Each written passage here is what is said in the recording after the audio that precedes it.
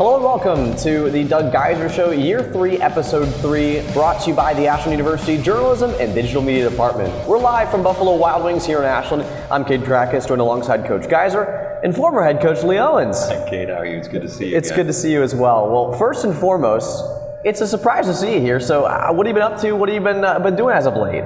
Oh my goodness. I've written a book. Maybe we'll get a chance to talk about that a little bit later. But it's been fun to go back through my career and talk to a bunch of guys I coach, a bunch of guys I coach with, a bunch of boosters who support our program about what they did to achieve excellence, and then share some stories about what we did at Ashland and other places to put championship teams together. It was fun doing it. Yeah, and we're excited to talk about that book today. We're also excited to talk about the traveling trophy, the history behind that, a little bit more in depth on the AU football history with you joining us here today. Coach Geiser, we've got a lot of things planned as well, talking about the recap of the UND matchup and then previewing Hillsdale. First and foremost, your thoughts heading into today and what you guys have been doing as of late. Well, it's a typical weekend for us, so the outcome with UND was not what we expected, not what we wanted. So you go back and you kind of break down the tape. We did that all day yesterday and make your corrections, and from there, we just tell the players, hey, once you leave the building on Sunday, you turn the page. It's all about Hillsdale, and so that's what we're on to this day. Today's a big game plan day for us, and we'll have our first practice for Hillsdale tomorrow. Of course. And who'd you bring for us today? Who's coming on the show today? Well, we have our secondary coach, one of our secondary coaches, Dom Orsini, who coaches our safeties, and one of his players, EJ Teah. Perfect. Well, it should be a great show. We got Coach Owens here, we got Coach Geiser, got Coach Orsini, and then EJ Teah joining us. Should be a jam-packed show. But Lee, I got to ask you, before we go into our break here, outside of that, what do you thought about how Coach Geiser's done here? Well, I'm glad you asked me. I was going to get that in one way or the other. it's the transition to Coach Geiser is something, and he totally prepared for, and he's done such a great job with. I hadn't had a chance to tell him personally, congratulations on the IUP win out of the gate. Something we couldn't do together. We battled him 4 different times and didn't come out with a win, and for him to be able to do that, it was awesome.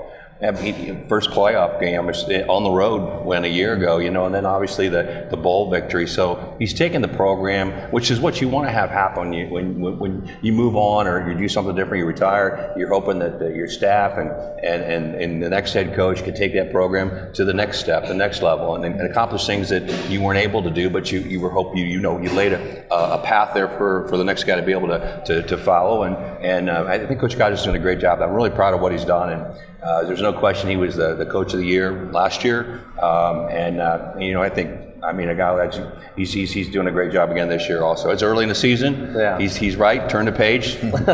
Go get Hillsdale. Exactly. He'll definitely talk about it a couple different times. 1-0 every week. That's the motto that we got here. So we'll step aside. We'll all join you back here soon. We'll get UND out of the way and then turn that new page into Hillsdale. Make sure to stay tuned. Don't go anywhere. You're watching the Doug Geiser Show, Year 3, right here on the Eagle Network.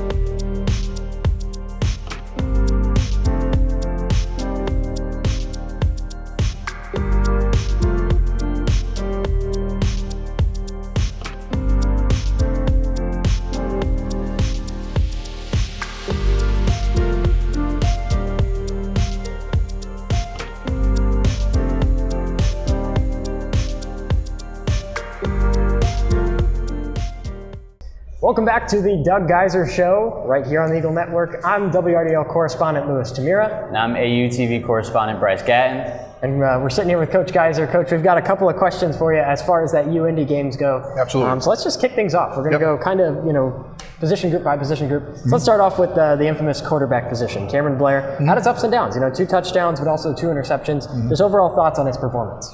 I think he battled. And if you know Cam, he's a warrior. And initially, I don't know if you could tell by watching the broadcast, it was pouring down rain. And so we kind of had to change our game plan a little bit the first couple drives because trying to catch the ball is like trying to catch a grease pig. And so, having to change what you prepared all week going into the game takes a little bit of certain mental toughness. And with the weather there, battled through it. And if you know Cam, he doesn't whine, he doesn't complain, he doesn't know woe is me. It's like, hey, coach, let's keep playing and we'll fight. And as you saw, it kind of rallied in the second quarter and the third quarter, and then did throw a couple picks. One was right at the end, but he's our leader, unquestioned, and it's another step in the progression. With him, it was his 4th game he's had as a starter. And so he's building out. You can see even progress from week 1 to week 2. Yeah, absolutely. And so we're excited for this week with Hillsdale with his performance. Awesome. Yeah, now kind of taking a look at your receiving core. You had 8 different players catch a pass on Saturday against UIndy. Is that something you kind of talk to your quarterback room about, like maybe trying to spread the wealth a little bit, or is that just kind of a read and react thing from the QBs? It's a read and react thing. It's a matter of, you go through your progression and you're calling certain, contrary to popular belief, you're not calling it to get to a certain person. Okay, you're calling a route to basically attack a certain coverage or attack a certain player. And so whatever that combination says, whatever the reaction is, you're going to make your throws based on that. So now, there are certain routes where you have people in certain places that that might end up going to a Jen Joseph or a Jamari Kroom or a Johnny Maramie. But overall, you got to stay within yourself right there. Don't force it. Just take what the defense is going to give you. All right, sweet. Yeah, now moving to that run game. In one less attempt, you guys outrushed Indy by 75 yards. So any guys you want to credit on the ground there? Well, that being the case, I would first thing I'd probably credit is our defense. Yeah. They've done a tremendous job the first 2 weeks against the run. Obviously, having 8 sacks helps, so that takes off their rushing yardage. I would say right now the run game's a work in progress. Okay. It's not quite to the level of efficiency that I wanted at this point. We did outrush them, yes, but it's not to the level that we would like it to be. So, we've really kind of, yesterday after watching film, we've laid down a challenge. We need to pick up our game there, whether it's not just offensive line, it's also running backs, it's the tight ends and the fullbacks. You got to step up your game. Sure. And we know those, playing up in those first 2 games, you're playing perennial playoff teams. And they're really good defensive football teams, especially against the run. So we realize that. You take that, but there's got to be a sense of urgency going forward with that part of our offense. Sure. Yeah, now I kind of just want to take a step back and look at the offense as a whole. Yeah. Blair had 41 pass attempts. She's had 35 rush attempts total. Like, how do you find a good balance between the throw and the run when you go into a game like that, especially with the weather changing, like you just mentioned? Well, one thing I learned from Coach Owens, it was here in the first segment, as far as when you learn offense, is balance isn't necessarily equal run and pass. It's the threat of run and pass out of every formation or personnel group. And some days, your balance might be throwing the ball 50 times. Some days balance might be, running it 50 times. It's just a matter of what's the defense trying to take away, where are our best matchups, and given the illusion or given the threat of run or pass out of each so they can't cheat. That's probably the biggest thing. All right, now we're going to shift that focus to the defense here, and we'll start off with the D-line. Another 3-sack performance by Mike Shimmick, 8 sacks in total, like you talked about. Yep. What does the game plan look like, as far as confidence with that defensive line coming into each game? Well, I know this. It all starts with Coach Rose and his staff. And Coach Rose is in his 62nd year of coaching, which is amazing. He's probably the most energetic guy on staff. The proverbial he's forgot more football than I'll ever know is true. The thing that makes him who he is, though, is the way he researches and stays on the cutting edge. And so everything starts with a plan he puts together, and our defense throws a lot at every offense. We see it in practice every day. We see it in spring practice. I don't know how you prepare for some of the things he will give you in just 3 days of practice. And that's usually what each team will go into that game. So he puts our guys in a great situation where they don't have to think. They run around and make plays. And you're seeing the kind of fruition of that with Mike's performance the last 2 weeks. Sweet. And now on the special teams, you have a redshirt freshman kicker and Manaki Watanabe. How much has he impressed you, especially after the last game? He hit both of his field goals and both of his PAT attempts. How much has he just impressed you and really stepped up into that role? He's impressed me probably first and foremost with his mentality. He keeps his poise. He's not rattled. Knock on wood, okay, going forward here. But he just kind of takes everything in stride, and he's extremely confident, kind of a happy-go-lucky personality as well. And so that more than anything else tells me he's got a chance to be pretty good, because he's got the ability, as we've seen. But it's a matter of staying within yourself and don't get inside your head. And it looks like he's got that, at least through 2 games, he's got that trait. All right, and then final question here. We're going to start shifting our focus here to the future. So simply, now that we're getting into conference play, how do you guys need to improve, and how do you guys need to get ready for this next game? Well, from what we looked at this game, obviously you don't like to lose. We put too much time and effort into preparing for every single game. But you tell the guys this, say, hey, even with the loss, you know, we've lost to two ranked football teams that'll probably be in the playoffs. All of our goals we've set for ourselves this season are still in front of us. And so we're not worrying about IUP or Indy anymore, even though one was a great game of elation, the other one was a little disappointment. We're on to Hillsdale because they deserve all our focus. It is a rivalry game. It is a proverbial throw the records out the window. And if all of your effort and your focus is not on them, that's disrespectful to them, and they're going to come up and bite you. So it's, we're all on to Hillsdale at this point, and we're pretty excited about that, having the opportunity to play the Chargers. Awesome. Well, that's all the questions we got for you, Coach. So, thanks for answering them. I appreciate you guys. Thank you. We'll take another quick break here, but don't go anywhere. You're watching the Doug Geiser Show right here on the Eagle Network. Need a construction team that can do it all?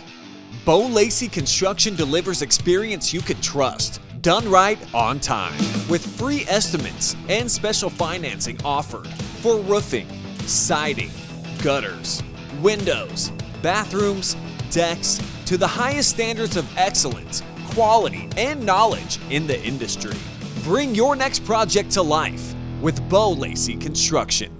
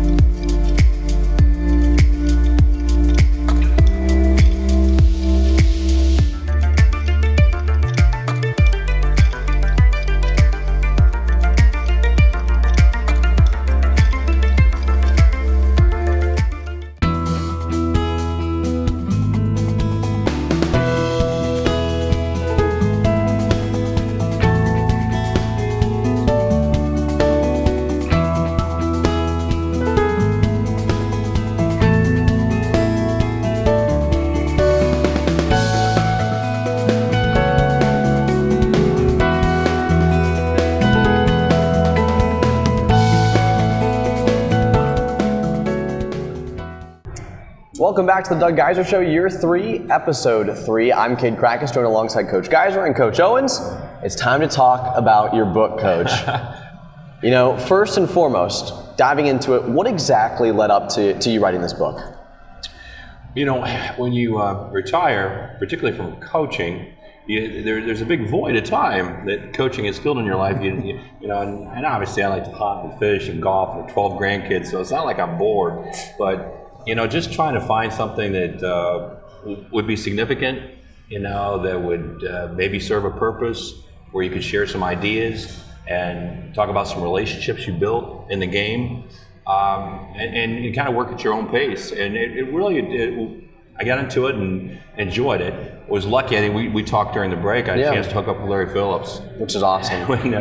He's the writer. I asked him one day. I said, Larry, could you teach me to write? He said, you would have more luck teaching me to play cover 4 defense than I would teaching you to write. So I go, okay, that's fine. So, but having him, Larry's, he's the editor of the Richland Source, Ashland Source, Knox Source. He's a longtime area sports writer. Yeah. He's written 2 books on his own that have done really well. And so really having him to work with was a real plus. That's awesome. And you talked about off air with me a little bit about kind of just the process of you getting into it and whatnot. I mean, were there days where you kind of felt like you couldn't write, or days that you felt like, hey, I can write 40 pages today? 70% of the people who begin to write a book either they don't finish, or they can't get published, or they lose money.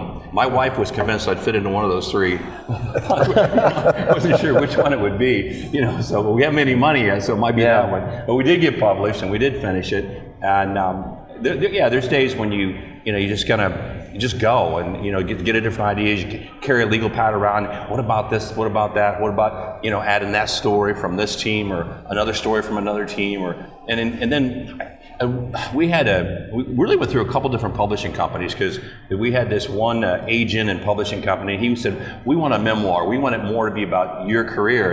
And the more I thought about it, and Larry and I talked, it's like, I'd rather talk about my career through the relationships of the coaches and the players I coach with, and the CEOs I worked with and support our program, like Dwight Shar and Dan built those facilities that we have over there at AU right now.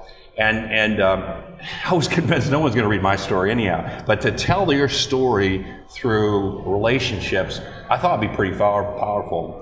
You know, Coach Geiser and I both have this book on our desk that's called The Edge by Howard Ferguson, a longtime wrestling coach out of St. Ed's High School. And it's a book that's filled with motivational quotes. It's a book that's filled with inspirational messages, motivational messages. And I wanted to, that's the sort of book I wanted. Yeah. I wanted a book you lay it on your desktop, and when you need to pick up a motivational story or a quote or an example of a team or a person who did a certain thing, you could find it.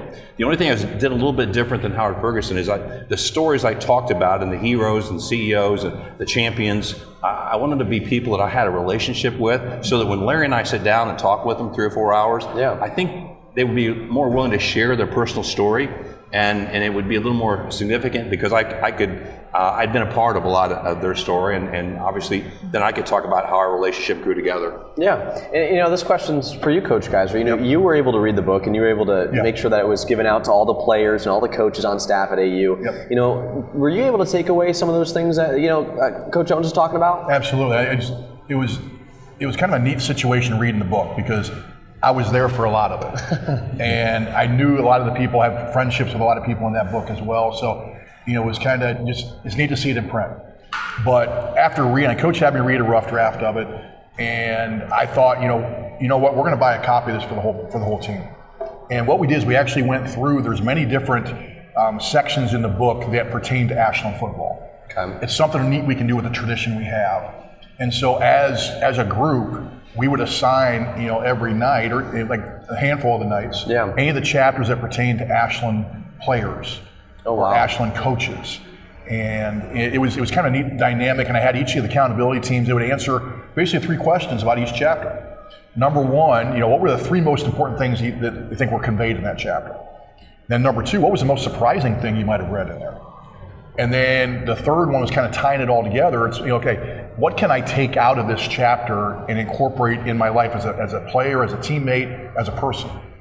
And just kind of have each of the teams talk about it, write it down, get it back to me. And we would also take some time and share that amongst the team as well. Mm-hmm. And it's neat to be able to do that. So, I mean, now the guys actually know, they've heard the name of Matt LaFleur, head coach of the Packers, but now they know his story when he coached at AU. You know, Steve Clinkscale. You know, Dwight Scharr. You see Dwight Scharr's name on the complex. Now you know his story. You know his backstory. You see, you know, the NIST facility, the indoor facility, and you find out about Dan and Brenda. You know, so it's neat to be able to tie all that together, and it just helps, you know, incorporate guys, you know, feel the pride of being a part of a tradition like Ashland football. And Coach Owen, is that special to have people treat your book in that way? Is that something that you expected to happen? Something that makes you feel good? It does. I mean, the feedback I've been getting has been outstanding. You know, from the level of guys I've coached with, like Coach Geiser, or Coach Fickle, or Coach Gillum, who wrote back, just text back, you know, a few days ago.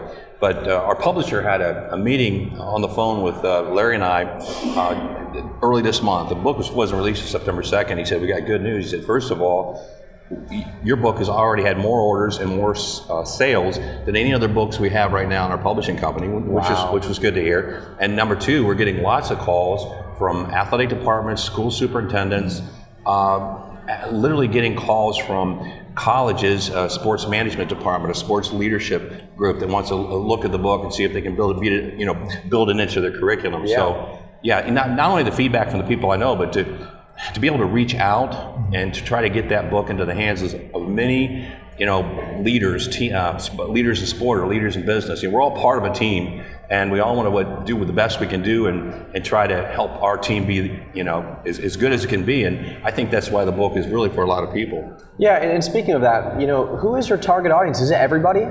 Well, I think it's coaches first and foremost. I think it's CEOs second. Yeah. I sent a book. I don't know how many people know in the area. It's Ben Ferguson. He's a publisher of Bendon Publishing here in town, and a great friend of mine. I sent him a book. He also is the head basketball coach at Hillsdale High School. And Ben got the book, read a couple chapters, and he says, as a CEO and a coach and a publisher, I'm going to tell you this right now, this book is awesome. You know, so that's good. That's an audience out there, you know, leaders in business and leaders in sport. But again, leaders at home, and we're all part of a team. And so whatever we need to do, be a better leader, be a better team leader, pull groups together, pull people together. So we did our whole life. That's what Coach Geiser and Coach Orsini is doing right now with their team. He's trying to get everybody together, get them on the same page, believing in the same things, fight for the same things. You know, it's not complicated, but sometimes you need to put it down in print to see a step-by-step, tried and true path to how we do this. Of course. And, you know, another question I have for you is, what's next for you? What's the next steps for you? Are you going to write another book? Are you going to keep promoting this one? What's the deal? I think we're going to work really hard to get this one sold, and we're getting a chance to get out. We're doing a lot of book signings, a lot of podcasts, travel a little bit, and all that good stuff. So. But you know, we'll see where it goes. I do not see another book in the future. That I don't see. I'm getting used to this extra time I have, and so I'm not sure I want to spend another year and a half trying to figure out, you know, Larry, how can I make this? I want to say this, but how can I put it down in print so it makes sense in the next 2 or 3 paragraphs? That's awesome. Well, if you had kind of a message to anyone else who's out there, maybe writing a book, maybe trying to tell their own story, or get an impact that you're creating right now with your book, what's your message to them? Go for it, do it. I mean, we were talking to Ralph Tomasi the other day on the golf course. Ralph Tomasi's written the book, The History of AU Football. Yeah, it's did really good. But he stopped right when I got hired. Okay, so there's 20 more years of football there, and all. Coach Geiser's here. I mean, write another book, Ralph. Go for it. I think we got him talked into it. Good. You know, sometimes it's just good to capture history. It's good to put your thoughts on paper, and it's a little bit of legacy. That's a neat part. I don't know how much time we've got, Kay, but the last chapter of the book, we'd had 10 chapters on the building blocks to team excellence, and we hadn't included any kind of female leaders, a CEO, business, and the publisher said, we need to have a girl in this book. Yeah. And I got the perfect person, Sue Ramsey. What a great story. That's a great one. And her story to come not only about the legacy she left in women's basketball, we don't have to talk about that, but the legacy she leaves in life every day and the kind of person she is. So it's really neat to be able to tell her story and some of the stories of some of the other legacies at AU in the final chapter of the book. Now, you know she's also writing a book. I know. It's coming out in the near future, too. I think we inspired her to do that. I really do. So she's excited about doing it. That's hilarious. I love it. Well, my final question for you, Coach Owens, is there any stories that were not in the book that you'd like to tell right now? Anything that comes to mind? There's the stories I didn't put in the book I can't tell. I love it. See, Coach Orsini shaking his head. He knows which ones I'm talking about. I love it. You know, and the thing you said about Sue, too, and you asked a minute ago about future. Sue and I both have had a chance, once we retired from coaching, to go out and do a lot of speaking on team building and leadership. And that's another reason for having the book. It does give you some validity in that world. If you write a book and it sells pretty good, and it, you know, opens up other doors to go in and speak. And I really think I'd like to do that a little more than just writing another book. Of course. Well, Coach Owens, thanks so much for your time right now. Appreciate it. Absolutely. We'll step aside, join you back here soon. Up next, Teah will be joining us to talk more about the Eagles' loss to UIndy and what's to come moving forward. Make sure not to go anywhere. We'll be back here soon on the Eagle Network.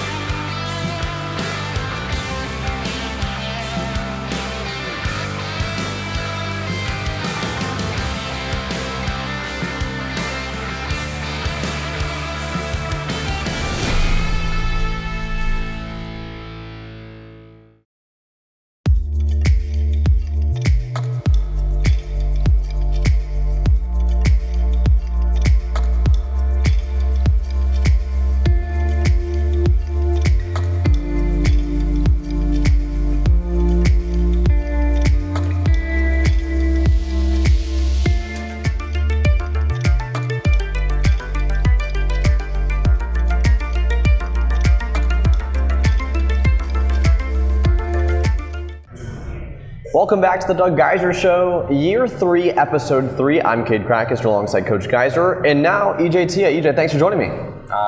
It's good to have you on here. So let's talk about the UIndy game to begin here. Obviously a tough loss, but the defense fought through and through. What are your thoughts on it? I'm really just proud of our defense, honestly. We fought from the start to the finish, and one of the things we really preach is we want the game to be in our hands. You know, we didn't have the greatest outcome that we wanted to, but I was just really proud of our defense. We've been fighting through injuries and just really sticking together, building that brotherhood, that camaraderie. So yeah. Yeah. And Coach Geiser, what were you seeing from the game that Teah was putting out there? He's going into his second year as a full-time starter, just seeing the progression, the maturity, and the confidence more than anything else. And it's almost like the game has slowed down for him at this point. Now, the thing that people don't see is all the time he puts in watching tape and in preparation. And that's part of the reason with the way he practices and his ability that the game has slowed down for him, because he knows what to expect at this point. It's been neat to see that progression. Yeah, and AJ, I think the big thing about the first 2 games of the year has been the momentum. It's been shifting back and forth between the 2 teams, and it's been very competitive matchups. How do you stay composed out there as a defender? Honestly, just trusting in myself first, and then trusting in and buying in to what our coaches are preaching to us and our game plans. Coach Rose talks about handling the chaos. Like, we know going into the game, like, our mentality is like they can't win if they don't score. We don't want to let up any points, but they're going to make some plays, and how you respond. And honestly, like Coach Geiser says, my 3rd year here, 2nd year being a starter, being more confident, confident in your abilities in the playbook, trusting in the guys around you, it just really wears off on everybody. Yeah, and what have you seen from Coach Rose? We talked about it last week on the show, but he's not for everybody. But he's definitely one of those coaches that makes everybody better. What's your experience been like?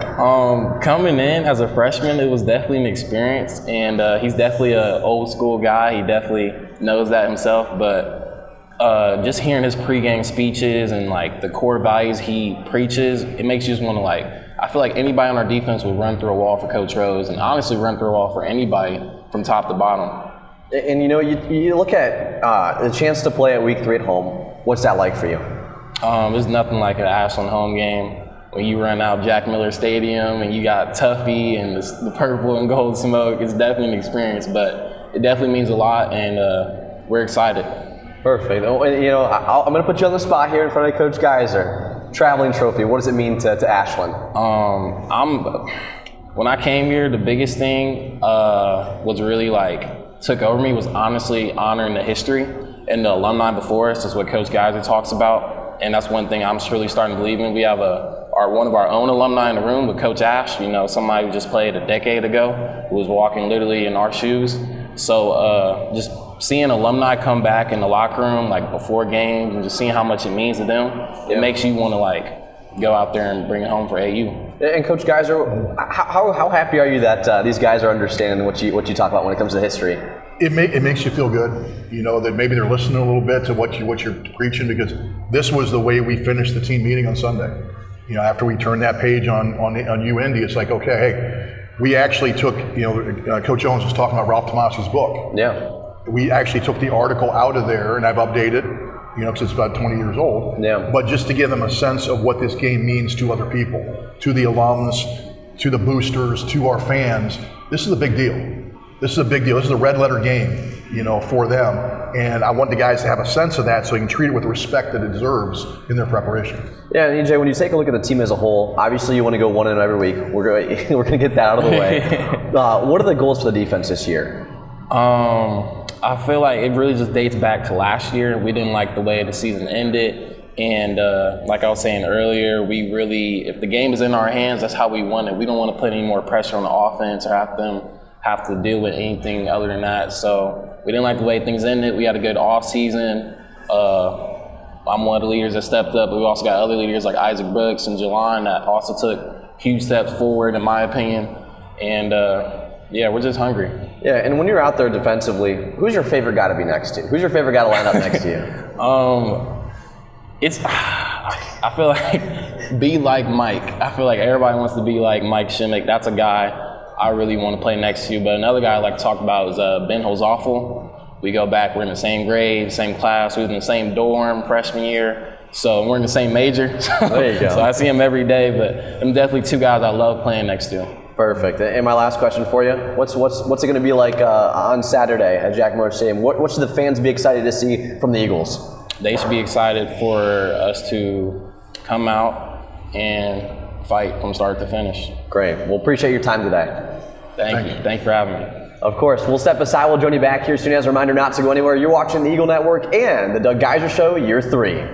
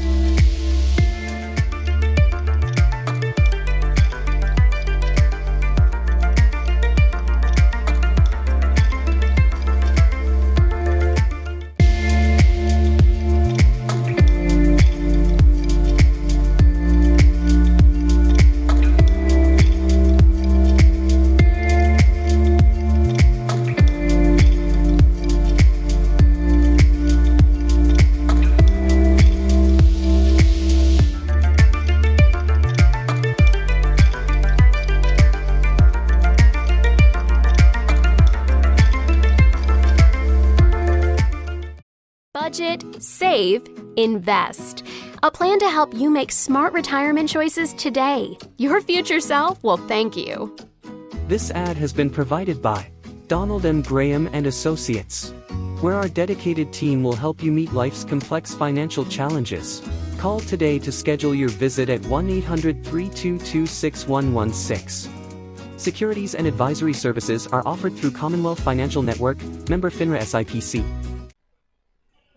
Welcome back to the Doug Geiser Show, Year 3, Episode 3. I'm Cade Krakus, alongside Coach Geiser, and now Coach Orsini. Coach, thanks for joining us. Thanks for having me on, Cade. It's great to have you on. Every time I always look forward to this one. Such a joy to have you on the show.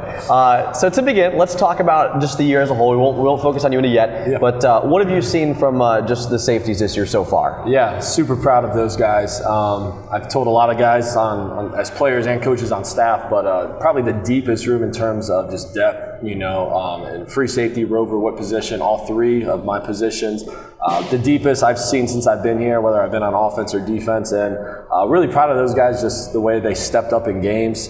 We've had a lot of adversity so far this year, and they've really answered. Obviously, last week we know they didn't finish the way we wanted to, but outside of that, I thought they've really stepped up to every challenge so far, and I know that success will continue as the year goes on. And let's talk about something that's kind of come out more and more recently. Just the names of these positions. Sometimes people don't know what they do. Free safety, rover, whip. What do each of those do? Yeah, so our rover in our defense is our boundary safety, which is what EJ plays. Our free safety is always our field safety, and then the whip is the overhang to the field, which is a Sam linebacker in a lot of 4-3 defenses, but in our 4-2-5 structure, he's more of a DB. So a big corner or a more athletic safety usually plays in that position. Yeah, Coach Geiser, what have you seen from the safety so far this year? Is it kind of similar to Coach Orsini said? I would think so, yes. I mean, when you incorporate somebody, we had a couple transfers we incorporated, with Izzy Vasquez and DJ Butler. And just a seamless assimilation into the room has been tremendous. And when I see those guys now, I see a very, very tight unit. And that's the thing that's really impressed me is the chemistry. So when you add two players to the room and you have returning starters and guys that have performed to a certain level, a lot of times there can be a lot of bruising of egos. I haven't seen that. I've seen guys that have bought into kind of the team ethos at this point and are really rooting each other on. And it's been pretty special to see, because that means you're ready for great things. Perfect. And something else that we talked about with Coach Tabor actually last week, Coach Orsini, was the balance between when your defensive ends do good, your safeties kind of get a break to catch their breath, and vice versa. Yeah. What have you seen this year with that defensive line, and specifically Michael Shimmick, who's just been incredible this year? Yeah. Oh my God, having those guys makes our job easy. In the back end, we always tell our guys you got to really defend for 2-3 seconds, and usually the ball's out or they're sacked at that point. So we always recruit the best of the best in Ohio. That's our goal, and not only do we think we get the best recruits, but we also have the best coaches at the D-line. Coach Taylor, Coach Sockament, I think they're some of the best in the game, and they continue to develop those players, and we continue to have success with those guys. And so in order to the fact that we can turn a new cheek, let's talk UIndy for just a second here. Talk about that game. What went wrong on both sides of the ball? What did you notice, and what are you guys going to take and try to note down for the game against Hillsdale? Yeah, so defensively, I thought we knew we were going into a very tough battle with that quarterback, that offense. One of the best in the nation, and we always love those challenges. That's why we play teams like that early on. And I thought we were holding our own for a while, and when you got great players like they do, they got scholarship guys too, right? Yeah. And they just made a few more plays at the end, and we all know football, it usually comes down to 4 or 5 plays to decide the whole thing, and unfortunately they were just able to make a few more plays at the end, and we just let some things slip, but that's football sometimes, so we just got to learn from it and grow from it. And moving into this Hillsdale game, what are you noting down for the safeties in order to have success? Yeah, so Hillsdale, you always know they're going to come in with a certain type of physicality, a lot of respect for those guys every year. We know they're going to get their best just like they're going to get ours, and they just got to show up. We always talk about matching energy. It's a rival game. They got to show up, match energy, because we know Hillsdale is going to come in with a lot of fire, and we just got to continue to meet that. So those guys are going to have to tackle, cover, and continue to be the leaders of the back end. And I got to ask it, traveling trophy. Yeah. What's it mean to you? Yeah, so I wasn't an alum of Ashland, but coming here, the traveling trophy, once we got back into the GMAC, started playing Hillsdale, just a tradition that these alums talk about. I mean, it's just a special game for them.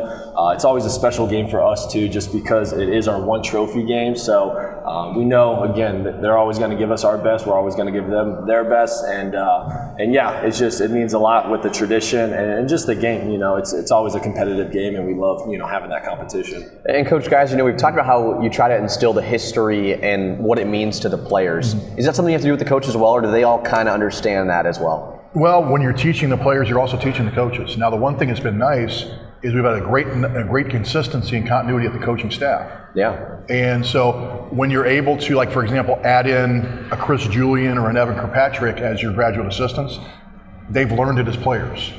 You talk with Dom, and you're here in your 8th year now, I believe, which makes me feel really, really old. That's crazy. So he's heard those stories through the years, through Coach Owens and also through myself. And Coach Rose has been here 15, 16 years. Coach Stacy, off and on for almost 20. So having that continuity, they know that stuff already, because they've heard it so much. And so it makes my job a little bit easier because they can help sell it as well because they live it, they breathe it, and they understand it as well. Yeah, and Coach Orsini, I was actually about to ask that. I couldn't remember if it was 6 or 8 years that you've been here, but you talk about 8 years being here. What's Ashland mean to you? Yeah, it means everything to me right now. In my career at this moment, my wife and I, we just bought our first house in Ashland, and I just feel super blessed to get a call from Coach Geiser when I was at Franklin and Marshall, and to be able to interview with Coach Owens and to learn from both these guys and a guy like Tim Rose. I just feel super blessed and just super happy to be here and wouldn't want to be anywhere else. Last question for you. How nice is it to be at home this weekend? So nice, so nice. We love being road warriors, don't get me wrong, but nothing like EJ was talking about, nothing like playing in Jack Miller Stadium. Perfect. Well, thanks so much for your time. Absolutely. Thanks for having me on. We'll step aside, join you all back here soon. As a reminder not to go anywhere. You're watching the Doug Geiser Show, Year 3, Episode 3, right here on the Eagle Network.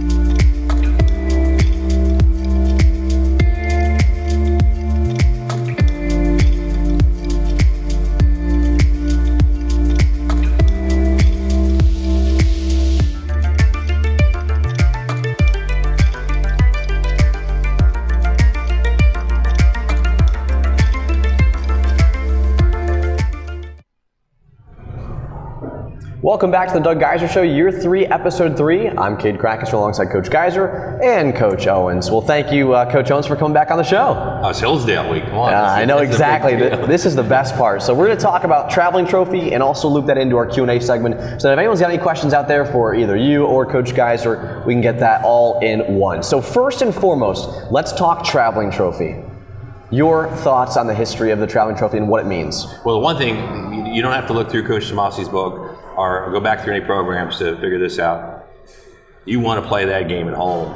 There's no question about it. Yes. I know you've had 2 tough ones on the road already, and it's just nice you don't have to go on the road a third time, particularly against Hillsdale, because I'm going to tell you what, we battled that team, and they twice they cost us undefeated seasons up there on the road, twice. And honestly, we played them pretty good at home over the years. Yeah. So it's good. It's good that we have them home this week. Yep. Yeah. I would definitely agree with that. They play with a certain, always a fevered pitch whenever we play them. You know that just through the years, but even more so, it's amplified at that stadium up there, Muddy Water Stadium. Yeah, and Coach Owens, I actually had a question come in earlier today that it was directed towards you when you come on the show, and it's, is there any specific memory of the traveling trophy that stands out to you? Any matchup that is kind of stuck and burned into your head, either good or bad? Well, it's always bigger than the coach. It's bigger than Coach Otterbein and Coach Owens. But there was this one year where Coach Otterbein had won the game up there, and he stood outside and he lit up a cigar, his victory cigar, and that cigar burnt. hard in my heart. I'm thinking, I'm going to have me a cigar in my back pocket next year. And as soon as this game's over, I'm going to light that sucker up and have my own victory cigar. So a little motivation on the side, but it's bigger than the head coaches. It's about a rivalry that goes way back. Two teams that are very similar, two universities that are very similar. Great respect, academically, great respect, politically, great respect, athletically. Had some unbelievable coaches through the years, Hall of Fame coaches, and they play the game for the right reason. They play it the right way. I don't know if this is still a tradition or not, Doug, in the last couple of years with the new head coach at Hillsdale, but we would traditionally finish every game, win or lose, with a team prayer in the middle. Still do it. In fact, I talked to Coach Schreffler this morning about that, and about shaking hands at the end, and gathering together to say a prayer together at the end of the game. And that's probably the neatest thing about the rivalry. It is heated. It's like playing your brother.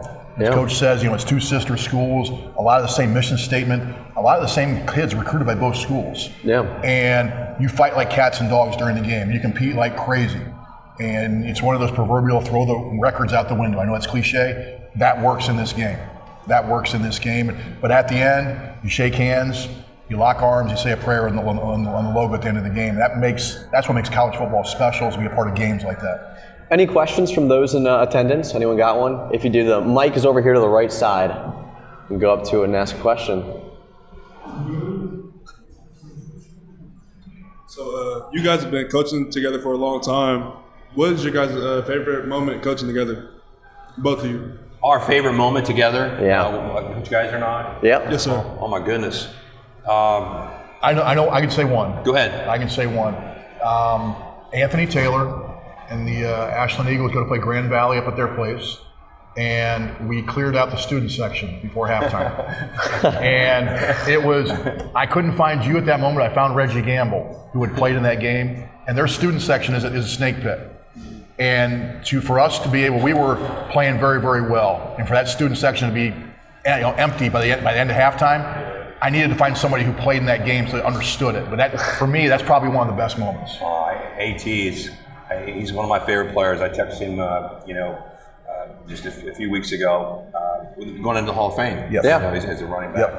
Yep. He's as good a person as he is a player. Mm-hmm. He's tough. He's durable. I had a chance to recruit him. I was his position coach, and I had a chance to call plays back then. I made sure he carried the ball a bunch. Because when you put it in his hand, you knew two things for sure. He was going to get positive yards and wasn't going to let go of it. He was going to hang on to it. Yeah. So, yeah. And you know what? I would probably say another one, the very first playoff win. Because we qualified for the playoffs in 2007, went out to Central Washington, and unfortunately got beat there with that group. But the very next year, 2008, to be able to play Minnesota State in Mankato on Community Stadium and come up with a playoff win, the first playoff win in school history. Yeah, two-time defending national champs. Yes, yeah, that was pretty special. Pretty special. If I could take us out of Ashland for a second, if you don't mind, we take a step back to Akron. Yeah. We had to win, and Coach Geiser's on the staff. He's coaching tight ends. We're at Navy, and we're down 28 points. It's their homecoming. Roger Staubach delivers the game ball. We don't have a chance. There's no way down 28 points in Navy. We're the top rushing team in the country. You're not going to get the ball back, 3 or 4 times? And we scored 31 on the next 31 points at the end to beat them, win our 6th game, our first winning season, keep our jobs, get a new contract. Yep. It was a celebration. Yep. It was a lot of fun. Yep. But I just remember the excitement and just the look on the faces of the coaches when I come back into that locker room after that win. That was a pretty special moment. Yep. Thanks for the question. Appreciate it. Thank you. And a question I got earlier today from 88.9 WRDL to you, Coach Owens, was how have you kind of taken the way that college football and college sports has evolved over time? Good or bad, positive or negative, just your thoughts. Yeah, it's college football has never been more popular than it is right now, but it's at the crossroads, I believe, in terms of what we're doing with the image and likeness contracts with the players and the portal that's available to the players. I know there's a lot of talk about it. I know it's in the hands of the politicians right now, which kind of concerns me because the politicians don't get it right very often. I'd rather be in the hands of football players and football coaches to kind of sort out what we need to do. It needs to change. It's really difficult today Players need to be compensated. I'm all in favor of that. But there needs to be some kind of ceiling. There needs to be some kind of governance and part of that. Players should have the right to move from one place to the other, but there has to be some kind of control over when and how. I would like to see the game even move to more of a professional deal where you sign a contract with a player and it's for so much money and for so many years, and they have to, basically both sides have to honor the contract. Because right now, I don't think what we're doing is going to be sustainable with the game over the long term. Of course, yeah, for sure. Any other questions from those in the audience? Anyone have any questions? If so, go up to the microphone.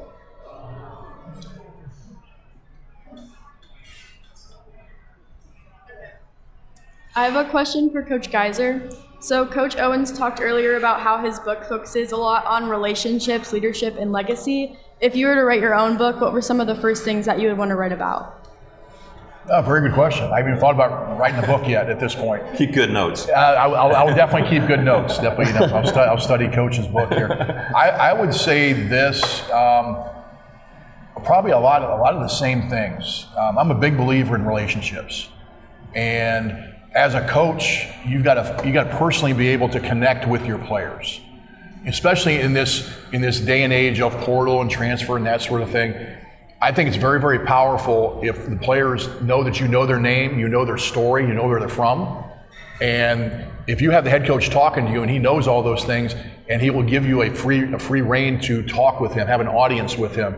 That's building that relationship. So now they know they can trust me with what I'm trying to do.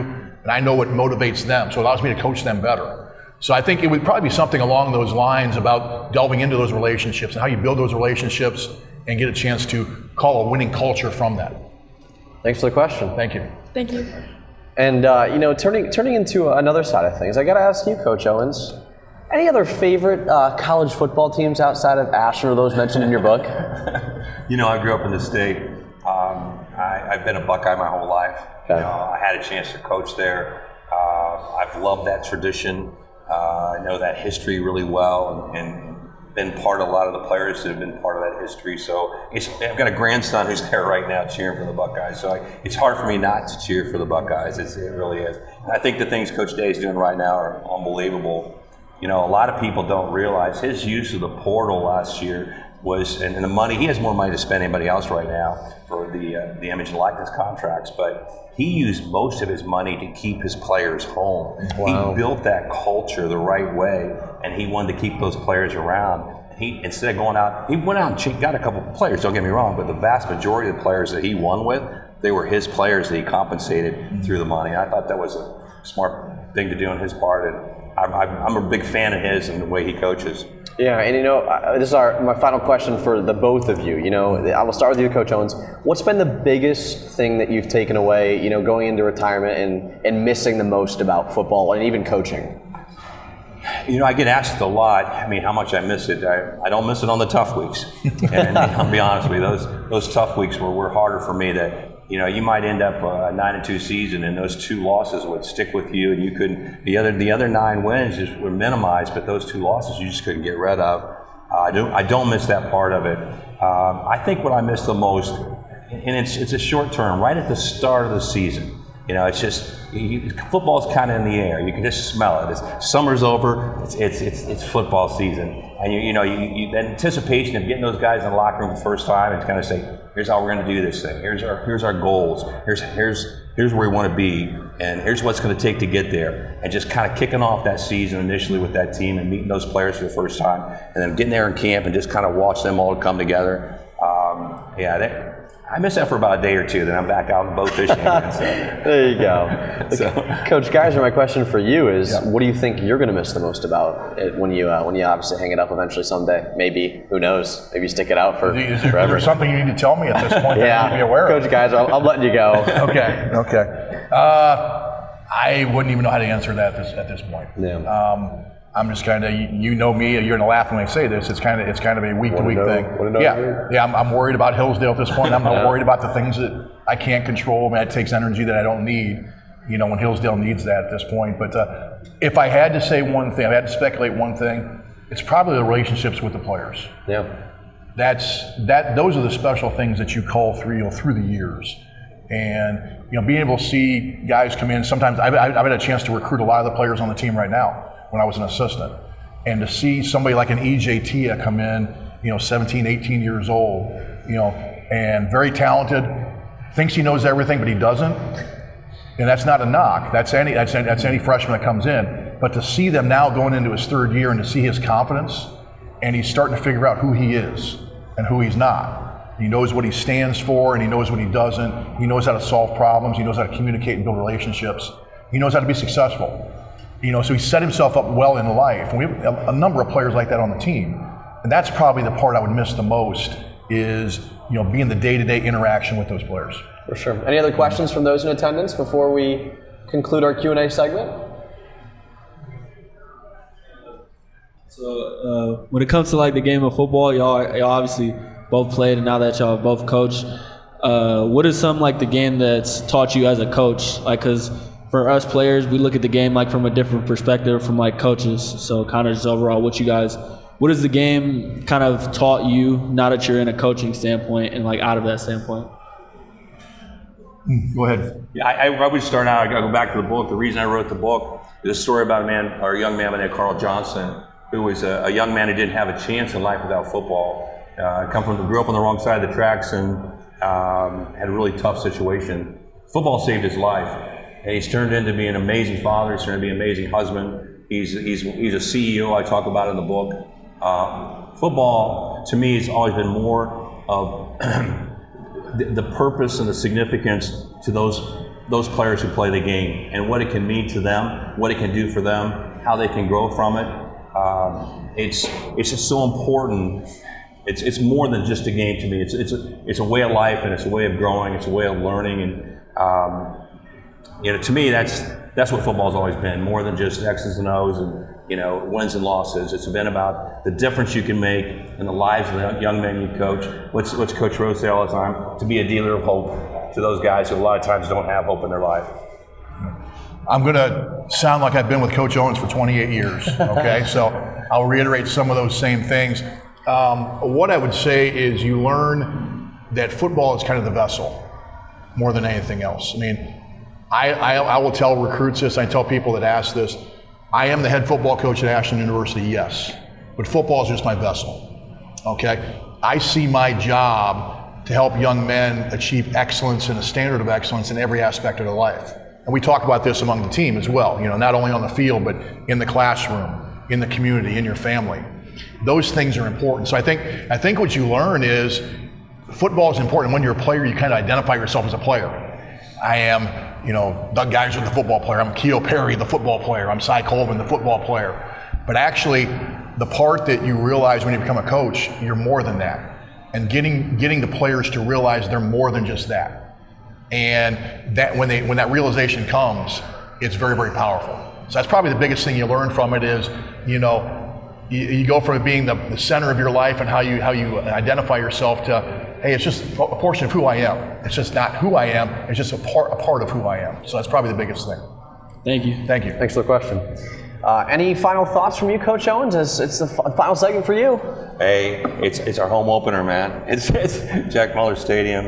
We talk about the purple smoke coming out of the tunnel. Yeah. And, the fans, students being all there. It's a great spirit, a great time to get that first conference win. Yeah.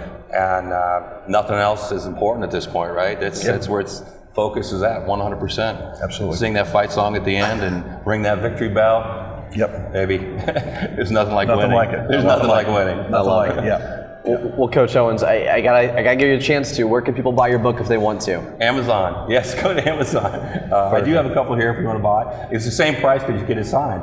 Sure. There you go. Amazon. Lee Owens, the spirit of a team. Perfect. Thanks for asking, Coach. Yeah, of course. And thanks so much for joining us, Coach. Appreciate it. Thank you. Thanks Coach. for having me. Yeah. We'll step aside. We'll join you back here soon. It'll be me and Coach Geiser to wrap things up and send you guys into Hillsdale this coming weekend. Don't go anywhere. Right here on the Eagle Network.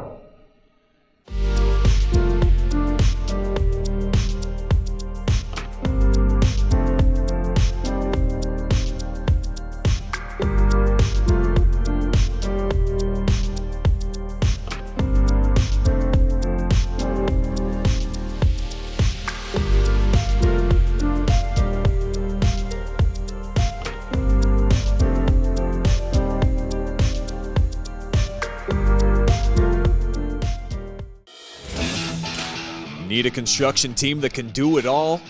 Bo Lacey Construction delivers experience you can trust, done right on time, with free estimates and special financing offered for roofing, siding, gutters, windows, bathrooms, decks, to the highest standards of excellence, quality, and knowledge in the industry. Bring your next project to life with Bo Lacey Construction.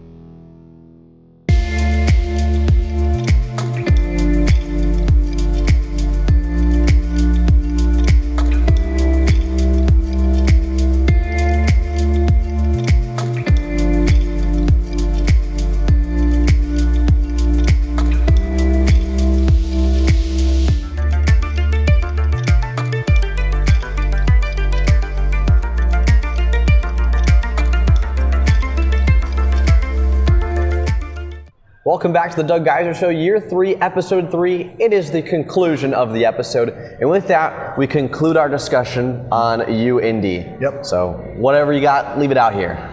Well, I would say this, probably the lesson that I think the team learned in that game, and we talked in training camp that we can beat every team on our schedule. Yeah. We can also lose to every team on our schedule.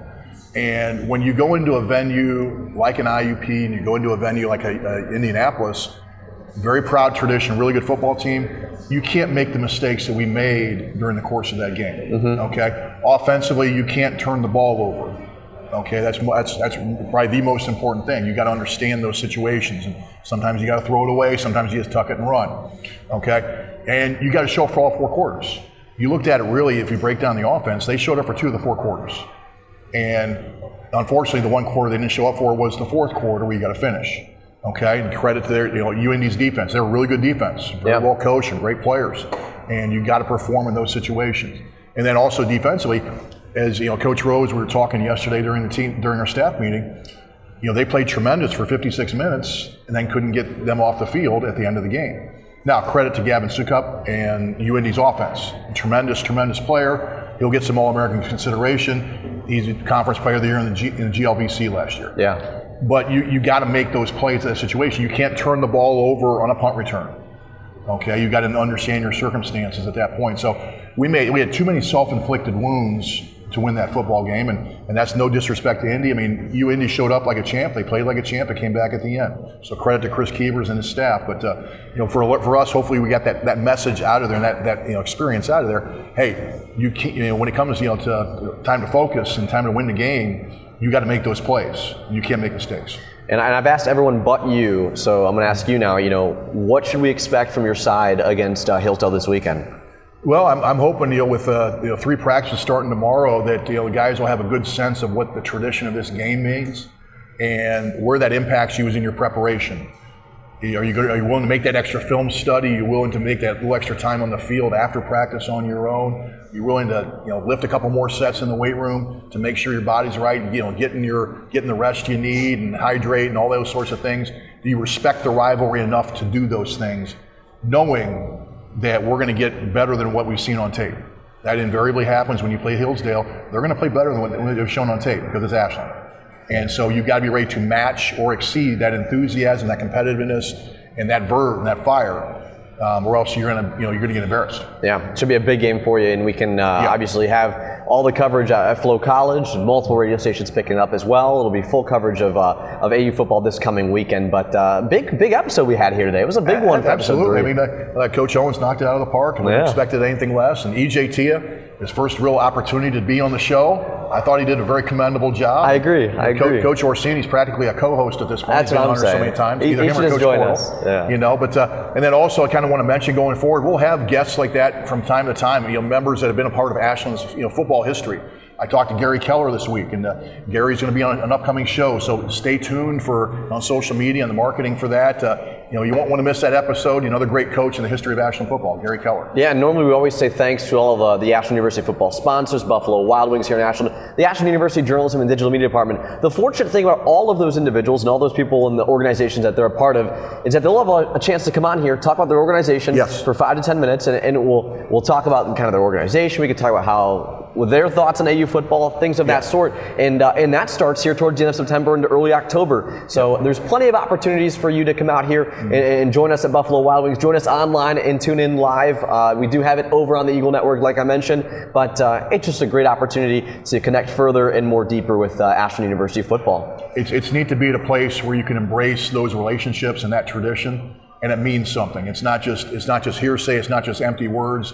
It means something to the people who have come through the halls and also the people that are here right now. Well, Coach Geiser, thanks so much for your time again, as always. I appreciate it. Thank you, Kate. And thanks to Coach Owens, Coach Orsini, EJ Teah, and all of you who else were out there tuning in and joining us for this exciting episode of the Doug Geiser Show Year 3. We'll catch you guys next time. Thanks for tuning in.